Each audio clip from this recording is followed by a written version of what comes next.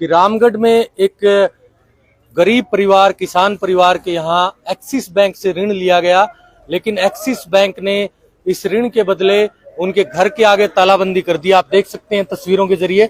इस वक्त आप इस घर के आगे ताला लगाया हुआ है, सील लगा दी गई है एक प्रकार से, और इसके आगे एक प्रकार से आवश्यक सूचना आप देख सकते हैं। इसमें लिखा हुआ है साफ साफ कि आज दिनांक 30 मार्च को एक्सिस बैंक के प्राधिकृत अधिकारी ने सरफेसी एक्ट 2002 के तहत उक्त संपत्ति पर कब्जा कर लिया है और इसके अहाते में किसी भी प्रकार के अनाधिकृत प्रवेश पर दंडिक कार्रवाई की जाएगी। इस सब एक प्रकार से ये जो पूरा प्रकरण हुआ, इसके बाद जो पूर्व विधायक हैं बलवान पूनिया, वो यहाँ पर पहुंचे। इसके बाद और भी जनप्रतिनिधि पहुंचे और इन सभी ने यहाँ पर धरना शुरू कर दिया गया है। और आप देख सकते हैं यहाँ पर सैकड़ों की संख्या में ग्रामीण इतनी रात को भी लगभग 10:30 बज चुके हैं और यहाँ पर बड़ी संख्या में लोग धरने पर मौजूद हैं। और इस वक्त हम बात करना चाहेंगे यहाँ के जो जनप्रतिनिधि पहुंचे उनसे कि क्या पूरा प्रकरण है और इतनी देर रात को यहाँ पर धरना देने की वजह क्या है। पूर्व विधायक बलवान पूनिया हमारे साथ मौजूद है। विधायक जी, क्या पूरा मामला है, किसके घर पर ये कार्रवाई हुई, क्यों ये कार्रवाई हुई? ये एक्सिस बैंक से अली शेर का ऋण लिया हुआ था। बैंक ने बार बार इनको परेशान करा तो ये कलेक्टर साहब के पास गए कि वे मेरे से अभी पैसे नहीं भरे जा रहे, मैं पैसे भर दूंगा, कुछ जमीन बेच के भर दूंगा। कलेक्टर साहब ने इनको मौके कहा कि 2 महीने बाद भर देना। आज से 19 दिन पहले आज अचानक बैंक के कर्मचारी आए, पुलिस लेकर के आए और इनके परिवार में मौत हुई थी। बच्चे वो तो वहां गए हुए थे, ये अकेले था घर में। इसको रोक करके कुर्की की कार्रवाई कर दी। ये बड़ी शर्म की बात है कि देश में एक तरफ बड़े पूंजीपति हजारों करोड़ रुपए लेकर के फरार हो गए, देश की सरकार कोई एक्ट नहीं बना सकती, उनका कुछ नहीं बिगाड़ सकती, और दूसरी तरफ एक गरीब किसान, ऐसा मजलूम जिसका बिजनेस चौपट हो गया कोरोना की वजह से, जो उबर नहीं पाया कोरोना से अभी तक, उसका सब कुछ उड़ कर गया। ये 2 दुकान है इसकी, इस दुकान पर चस्पा कर जाते तो भी समझ में आता है। ये घर की दहलीज को भी एकदम बंद करके बच्चों को बाहर सड़क पर बिठा के चले गए। सुप्रीम कोर्ट ने भी ये कहा है कि आप किसी को बेघर नहीं कर सकते। ऐसी सरकार की तानाशाही, मुझे याद है पिछले 5 साल हम जनप्रतिनिधि थे, यहाँ एमएलए थे, कुर्की तो दूर की बात, हमने किसी बैंक वाले को और किसी प्रशासन को कुर्की का नोटिस निकालने की इजाजत तक नहीं दी थी। आज जिस तरीके से लोगों को रोज धमकियां दी जा रही हैं, जिसकी वजह से वो आनंद फानंद में जमीन बेच करके अपने कर्जे उतारने पर मजबूर हैं, ऐसी मजबूरी हमने नहीं आने दी। आज क्यों प्रशासन इतना हावी होता जा रहा है, क्यों जनप्रतिनिधि लाचार है, मुझे समझ में नहीं आता। फिर भी मैं डबल इंजन की सरकार से, पर्ची की सरकार से कहना चाहता हूं, हम तो लड़ लेंगे, कोई बात नहीं, लेकिन लोगों को बेघर करने की जरूरत नहीं है। हम लड़ेंगे और मजबूती से लड़ेंगे, और जिनके घर के आगे यूं कुर्कियां लगाई हुई हैं उनकी कुर्कियां निरस्त करवाएंगे। घर किसी भी सूरत में नीलाम नहीं होने देंगे। ये राजस्थान की सरकार का फेल्योर है। आप कितने बजे से यहाँ पर धरने पर बैठे हैं? क्या कोई प्रशासनिक अधिकारी या बैंकिंग अधिकारी ने आपसे संपर्क किया? हाँ, कलेक्टर साहब को अवगत करा दी सारी बात, उनका फोन भी आया है। वो कह रहे हैं कि मैं बात कर रहा हूँ। हनुमानगढ़ के बैंक के अधिकारियों ने जयपुर ऑनलाइन सूचना कर दी थी। जयपुर के बाद वो जयपुर के अधिकारी कहेंगे तब ये खोल पाएंगे, ताला खोल पाएंगे। वो कह रहे हैं कि या तो अभी रात को खुलवा देंगे, नहीं तो फिर किसी सूरत में कल की तारीख में डेफिनेट कलेक्टर साहब कह रहे हैं कि हम ये ताला खुलवाएंगे। लेकिन सवाल ये, वो खुलवा देंगे, सवाल ये लग क्यों गया, घर पर ताला क्यों लग गया? रामगढ़ की वैल्यूएशन करें ना आप, बैंक का जितना पैसा है ना, कोई दुकानों से भी पूरा हो सकता था। फिर दूसरी बात क्यों हो जाए भाई, हजारों करोड़ रुपए तुम्हारे खा करके भागे, बैंक क्रैप्ट हो गए लोग, बड़े पूंजीपति जिनके आपने राइट ऑफ कर दिए। क्या एक किसान को आप मात्र 23 लाख रुपए के लिए आप समय नहीं दे सकते? 2 साल 3 साल ब्याज कम नहीं कर सकते? लेकिन ये सारी की सारी तानाशाही है। और ये जो निजी बैंक है, इनकी तो इतनी बड़ी तानाशाही है साहब, प्राइवेट बैंकों की, जिसकी गुंडागर्दी आप देखोगे। और वो तो मजे ही उनको तब आते हैं जब कोई आदमी डिफॉल्ट हो जाए तो उनके 18%, 22%, 24%, 26% तक के ब्याज लोग भुगत रहे। एयू बैंक, स्मॉल बैंक, इन सारे बैंकों के, आवास बैंक, इन बैंकों के 32-32% ब्याज लग रहे हैं। मैं जिले के प्रशासन से कहना चाहता हूँ, ये हनुमानगढ़ जिला है, खास करके गांव रामगढ़ है, यहाँ गुंडागर्दी किसी की नहीं चलेगी। हाँ, हम किसान को हम कहते हैं, हम जिसने ऋण लिया उसको कहते हैं ऋण चुका, लेकिन बैंक को उसका घर नीलाम नहीं करना चाहिए, उसकी डायलॉग करना चाहिए, डायलॉग करके समझौता कमेटी में लेकर के उसका ऋण सेटल करके भरवाना चाहिए। तो क्या दिन में जब बैंक के कर्मचारी यहाँ पर आए, जब सील बंद की गई, तब आपको जानकारी दी गई या किसी ग्रामीणों ने क्या इसका कोई विरोध जताया, या बैंक कर्मियों ने अपनी हठधर्मिता के साथ इस कार्रवाई को अंजाम दिया? जो आदमी ऋणी है उसको नहीं तो इस बातों का ज्ञान, भी गांव वालों को बुला ले, बेइज्जती से सब डरते हैं। मेरे को तो इनके पड़ोसी ने कहा 1.5-2 घंटे के बाद कि यार ये आज बच्चे बेघर हो गए। फिर गांव के 10-20 लोगों के फोन आए, तब हम आए, आकर के देखा तो हमें ये लगा कि जब ये बेघर हैं तो हम कैसे आज इस नीलामी को, कुर्की को सहन कर सकते हैं। तब हमने कलेक्टर साहब को अवगत कराया, वो प्रक्रिया बता रहे कि हम प्रक्रिया में लगे हुए। साथी मंगेश चौधरी का फोन आया, यहाँ से कई साथी लाइव चले, लेकिन ये किसान इतनी बात कहाँ जानता है साहब। मौके पर बुला ले, मौके पर बुला लेते तो हम ही कहते उनको ऐसे कैसे कर सकते हो आप, किसी को बेघर कैसे कर सकते हो। ये मौके पर बता ही नहीं पाए, ये तो अड़ोसी पड़ोसियों को ही नहीं बता पाए। हर कोई डरता है साहब अपने गाँव में, ये लोग शर्म लाज करते हैं कि कोई आदमी किसी के छाती पर आके कैसे चढ़ जाएगा। कर्ज तो सब लोगों के है, इसमें से कौन आदमी जिसने, किसी ने मोटरसाइकिल का कर्ज ले रखा है, किसी ने गाड़ी का कर्ज ले रखा है, किसी ने मकान पर कर्ज ले रखा है, किसी ने खेती पर कर्ज ले रखा है, किसी ने बिजनेस के लिए ले रखा है, सब लोगों के कर्ज है। लेकिन फिर भी आज शंका मानते हैं लोग। मैं तो कहता हूँ प्रशासन की हठधर्मिता है। और बड़ी बात ये कि ये चीजें बढ़ेंगी, अगर हम लोग खड़े नहीं होंगे तो ये चीजें बढ़ेंगी। देखो, ताज्जुब की बात है, सरकार जब चुनाव होता है तो बहुत सेंसिटिव होती है, और चुनाव में सारा कुछ सेंसिटिव होता है। कोई किसी को लेना देना ही नहीं कि कोई चुनाव में यूं कह दो आप किसी पुलिस वाले को कि साहब फलाना काम है, हम तो चुनाव की ड्यूटी में। आज बता रहे हैं 50 जवान आ गए, आकर इस गरीब के को पकड़ के बिठा लिया, इसको फोन नहीं करने दी। ये बेहद निंदनीय घटना है और शर्मनाक है और लोगों के लिए खतरनाक है। इसलिए अभी रात देखो, सारे दिन ये सरसों काटे हुए, करचले पाड़े हुए आदमी है, सारे दिन के परेशान। आप देख सकते हो ये सैकड़ों लोग, बेचारी छोरियां बैठी है, ये इसलिए बैठे कि ये ज्यादती है। चेयरमैन साहब ये सब लोग आए, ये इनके रमजान चल रहा है, रोजे खोल करके आए, पर ये इससे बुरी स्थिति कुछ नहीं हो सकती। अच्छा बलवान जी, एक बात पूछना चाहेंगे, आज आप लोग यहाँ पर धरने पर बैठे, शायद ये 23 लाख ऋण माफ भी कर दिया जाएगा आपके दबाव के चलते, शायद सब चीजें ठीक हो जाएगी, शायद कभी नोटिस नहीं आएगा, शायद कुर्की नहीं होगी, लेकिन जो आज इस आम आदमी की, जिनका नाम आप अली शेर बता रहे हैं, जिनकी ये मान हानि हुई है पूरे, एक प्रकार से पूरे एरिया में या पूरे देश में कहें, तो क्या ये मान हानि की क्षतिपूर्ति बैंक या ये सरकार कर पाएगी? कोई नहीं कर पाएगा। इस देश में 70 साल से लड़ाई है, जब से मानव सभ्यता आगे बढ़ी है दुनिया में ये लड़ाई है कि खजाने पर हक किसका होगा। एक लड़ने वाले लोग हैं जो कहते हैं खजाने पर हक मेरे का होगा, काम करने वाले का होगा। एक वो लोग हैं जिनके हाथ में सत्ता रही, खजाने का मालिक वो है। अभी 6-7 हजार करोड़ रुपए आज से 3 महीने पहले जी न्यूज के मालिक के माफ करें, इनके तो 23 लाख रुपए।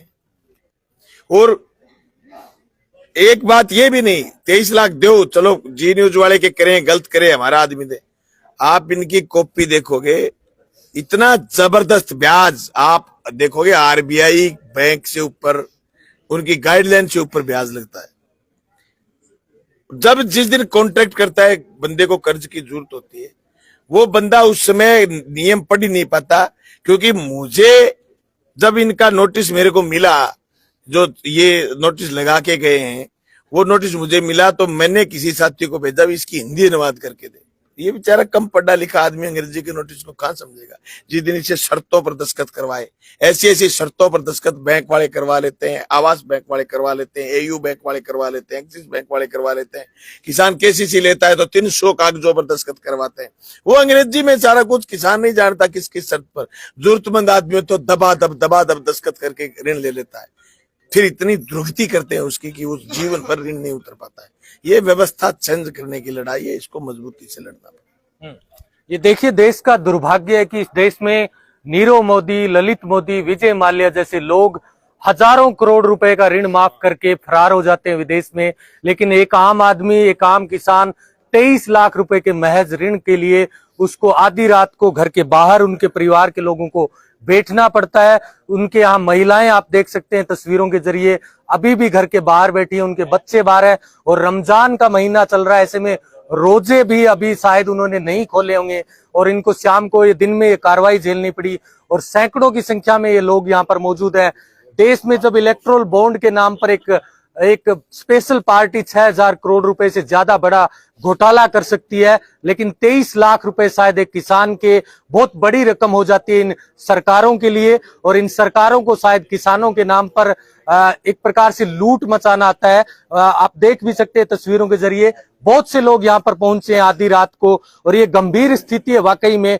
जब निर्वाचन आयोग ने तारीखें डिक्लेयर कर दी, आचार संहिता में जब विकास कार्य नहीं हो सकते तो आचार संहिता में नीलामी किस बात की? आखिर एक्सिस बैंक कौन सी ऐसी स्वायत्त संस्था है जिस पर कोई लगाम नहीं लगा सकता? हमारे साथ मंगेश चौधरी जुड़ेंगे, नोवर्क से माकपा के प्रत्याशी रह चुके हैं और अभी भी लगातार किसानों की आवाज बुलंद कर रहे हैं।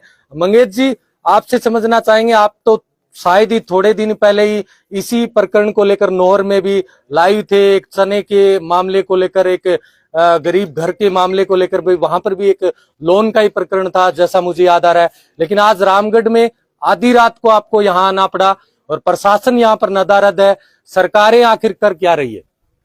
तो सरकार के लिए बहुत ही डूब मरने की बात है कि एक तरफ पूरे देश का आम चुनाव हो रहा है, लोग लोकतंत्र के पर्व के लिए घूम रहे हैं, दूसरी तरफ लोकतंत्र का गला घोटा जा रहा है, ये आपके सामने है। और ये हम जनता को सरकार का चेहरा दिखाना चाहते हैं, नहीं तो ये ताले तोड़ना, ये सब नॉर्मल बात है। अब तक ताले तोड़ करके इनके परिवार को अंदर बैठा सकते थे दूसरे तरीके से, लेकिन हम ये चाहते हैं कि लोगों को पता चले सरकार के असली चेहरे का, कि इस दौर में जब देश के अंदर आपने जैसा अपने खुद ने बताया कि नीरव मोदी, विजय माल्या, इसके बहुत सारे उद्योगपति, और प्रति साल देश के सैकड़ों उद्योगपतियों का खाता एनपीए कर, जो मतलब जिनका होता है उनका लोन माफ करते हैं। लेकिन सिर्फ एक किसान ही कौम है जिसका सिर्फ 5 लाख का, 7 लाख का, 10 लाख का लोन हो, उसके लिए उसको इतना जलील करते हैं कि उसके परिवार को, बच्चों को बाहर निकाल करके बैठा देना। और इस बात से न केवल सरकार, यहाँ के जनप्रतिनिधि भी जिम्मेवार है। यहाँ के जनप्रतिनिधियों को डकनी में नाक डूब करके मरने के समान बात है ये। अगर यहाँ हम एमएलए हो और हमारे एमएलए रहते किसी का मकान कुड़क हो जाए तो फिर हमारे लिए बहुत ही शर्म की, लानत की बात है। दूसरी बात, बलवान पूनिया एमएलए रहे, 5 साल तक राज रहा, 5 साल के दौरान एक ही मकान नहीं था किसान का, किसी का मकान कुड़क हुआ। और न केवल यहाँ बल्कि पूरे जिले के अंदर कहीं भी अगर किसान की कुड़के का सवाल है, बलवान ने मजबूती के साथ न केवल सड़क पर, राजस्थान की विधानसभा में भी मजबूती के साथ बात रखी। ये सरकार की नैतिक जिम्मेवारी है और जो सरकार के जनप्रतिनिधि है उनकी भी नैतिक जिम्मेवारी है। और सरकार के जनप्रतिनिधियों के लिए बहुत ही शर्म की बात है। इस प्रकार की कार्रवाई के खिलाफ सरकार के जनप्रतिनिधियों को हमसे पहले बोलना चाहिए। विपक्ष का काम है 2 नंबर पर, प्रथम काम है जिन लोगों को जनता ने चुन करके 1-1 लाख से ज्यादा वोट देकर के भेजा है, आज उनके राज में इस प्रकार के हालात, तो इससे बड़ी शर्म की बात क्या होगी? हमारे लिए तो सड़क पहले भी गहना था, आज भी गहना है। अब बैठे रहेंगे और जितने दिन ज्यादा बैठेंगे उतने दिन सरकार की मौत है। जितना टाइम लगेगा यहाँ उतनी बड़ी सरकार की। एक तरफ सरकार साल के 6000 रुपए देकर प्रधानमंत्री किसान सम्मान योजना के नाम पर किसानों से वाहवाही लूटती है और चुनाव में चुनावी लाभ लेने के लिए वो 6000 रुपए देकर बहुत बड़ा प्रोपगेंडा फैलाती है। लेकिन 23 लाख रुपए अली शेर के, और यहाँ पर आप देख सकते हैं ये छोटी सी कीमत है। जैसे बलवान पुनिया जी बता रहे थे, शायद रामगढ़ में इस एक दुकान का महज 12x15 की दुकान, इसकी कीमत शायद 23 लाख रुपए थी। लेकिन एक्सिस बैंक की हठधर्मिता कहें या इन प्राइवेट बैंकों की हठधर्मिता, एक्सिस बैंक तो एकमात्र नाम है, इसके अलावा भी बहुत सारे ऐसे बैंक है जो हर रोज किसानों को एक प्रकार से बदनाम करते हैं लोन लेने के बाद, और उन पर रोज कार्रवाइयों का सामना करना पड़ता है। सर, बलवान पुनिया जी, आपके पास वापिस आना चाहेंगे। पिछले 5 साल में आपने विधानसभा में बात भी रखी एक बार, चलिए किसी प्रशासनिक अधिकारी का फोन आया, तब तक हम अली शेर जो खुद है उनसे बातचीत कर लेते हैं, क्या पूरा मामला है। अली शेर जी, कब आपने ये लोन लिया, किस लिए आपने ये लोन लिया, और कब आपका बैंक के साथ आखिरी डायलॉग कब था? सर, मैंने ये लोन तो कोरोना काल से पहले लिया था, 6 महीने पहले, और मैंने एक ब्याज भर दिया था उसका। लाइट थे बोलो। 6 महीना मैंने वो ब्याज भरना पड़ता है। कैसी टाइप को लोन बना रखे हो।